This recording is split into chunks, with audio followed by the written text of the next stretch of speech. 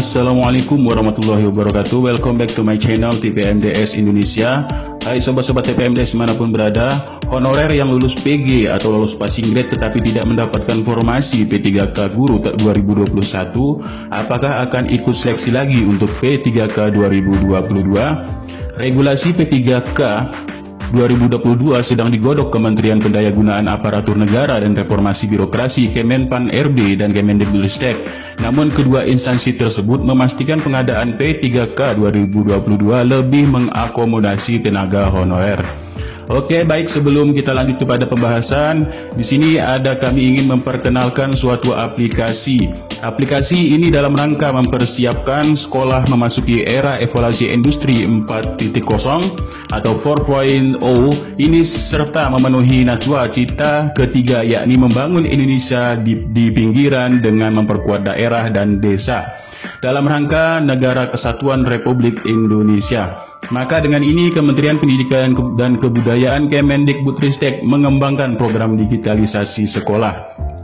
Hal ini sesuai dengan dinyatakan oleh program digitalisasi sekolah ini sejalan dengan arahan Presiden Joko Widodo untuk mempersiapkan sumber daya manusia menyongsong revolusi industri 4.0.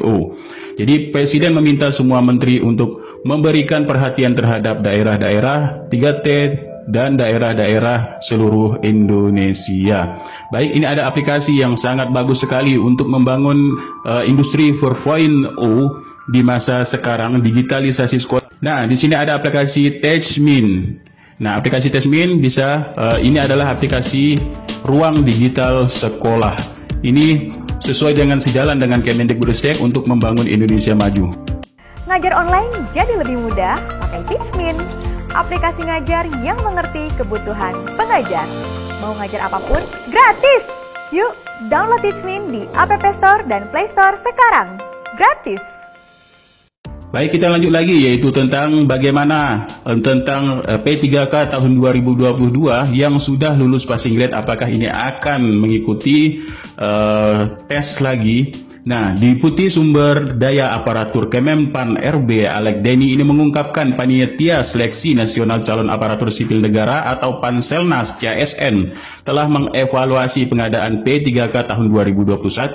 Jadi mereka merumuskan perbaikan regulasi terutama untuk seleksi P3K guru. Alek Deni juga mengatakan pada pengadaan P3K 2022 guru honorer ini mendapatkan kekhususan. Salah satunya dengan memasukkan komponen masa kerja dalam pengaturan seleksi P3K.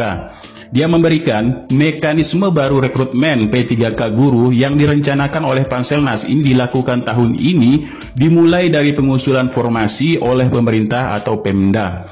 Usulan itu harus berdasarkan data rekomendasi dari Kemendikbudristek. Selain itu juga, Alek Deni selaku Deputi SDM Kemenpan RB, usulan formasi ini harus memprioritaskan guru yang lulus passing grade atau PG, tetapi tidak mendapatkan formasi pada tahun 2021. Kemudian lanjutnya dari usulan Pemda itu, Kementerian Pan RB akan menetapkan kebutuhan formasi. Nah, di sini Kemenpan RB akan menetapkan berupa berapapun usulan Pemda sepanjang anggaran ini disetujui oleh Kemenq atau Kementerian Keuangan. Jika Pemda hanya mengusulkan 10 misalnya, tetapi Kemendikbudristek membutuhkan 100, maka akan menetapkan formasinya ini 100. Karena anggarannya sudah disiapkan, terang dari Alek Deni yaitu selaku Deputi SDM Kemenpan RB. Setelah proses penetapan formasi selesai, masuk ke tahap proses seleksi. Nah, dalam proses seleksi ini, kata Alek Deni, akan dibedakan antara guru honorer yang sudah mengabdi lama dengan pelamar baru. Deputi SDM ini juga menyebutkan sesuai pembahasan yang dilakukan oleh Kemendikbudristek, guru honorer lulus PG tahun 2021 tanpa formasi ini harus diprioritaskan. Mereka tidak perlu seleksi lagi. Perlu tegaskan lagi, mereka tidak perlu diseleksi lagi, tetapi hanya menjalani proses verifikasi. Hanya dengan proses verifikasi karena data-datanya sudah tercantum pada Badan Kepegawaian Negara atau BKN. Bapak Deputi SDM Kemenpan RB Alek Deni ini mencontohkan seorang guru honorer K2 yang mengikuti seleksi P3K tahun 2021 dan lulus PG tetapi tidak mendapatkan formasi.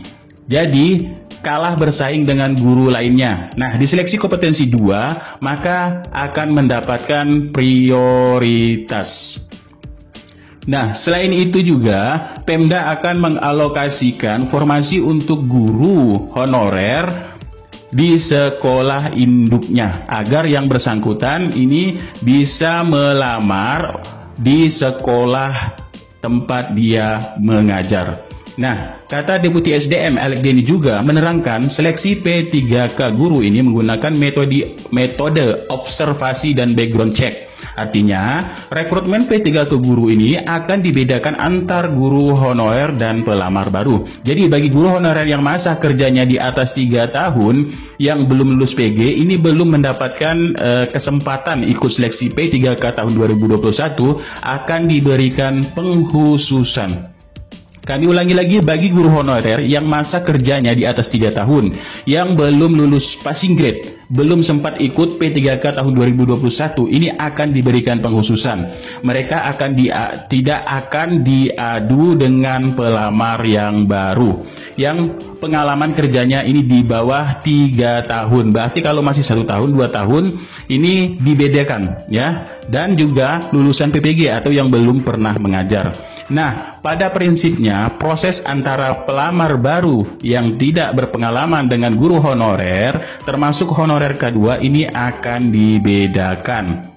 Selain itu juga sejalan dengan yang diucapkan oleh Ibu Nunuk Suryani, ini selaku Sekretaris Dirjen Guru dan Tenaga Kependidikan GTK Honorer pada Kemendikbudristek, mengatakan di sini rapat dengar pendapat Panja GTK P3K 2022 pada Komisi 10 DPR RI bersama Dirjen GTK, Dirjen Pendis Islam, Dirjen Anggaran Kemenq, Dirjen Bina Keuangan Daerah, Direktur Evaluasi Kinerja Penyelenggara Pemda atau Kemendagri, nah serta Kemenpan RB dan BKN.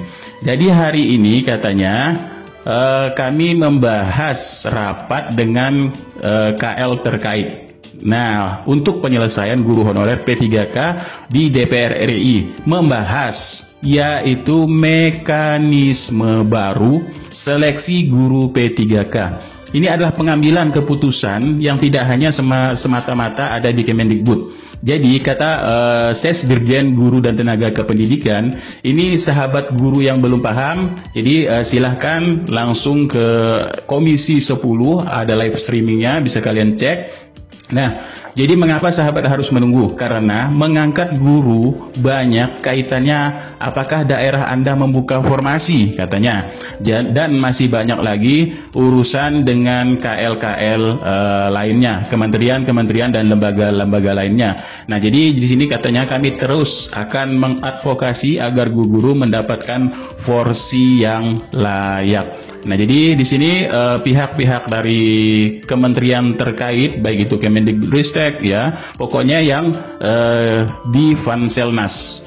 Di Fanselnas ini akan ya memperjuangkan guru-guru honorer sesuai dengan apa yang telah kami terangkan tadi. Untuk dari Kemenpan RB, inilah adalah regulasi terbarunya. Semoga Bapak Ibu guru yang belum mendapatkan formasi serta yang belum mengikuti seleksi P3K guru tahun 2021 kemarin, di 2022 ini akan mendapatkan hak-haknya yang lebih layak dalam porsi-porsinya. Oke, sekian, terima kasih. Bila taufiq wal hidayah. Wassalamualaikum warahmatullahi wabarakatuh. Salam TPMDS Indonesia. Jangan lupa untuk mendukung digitalisasi sekolah.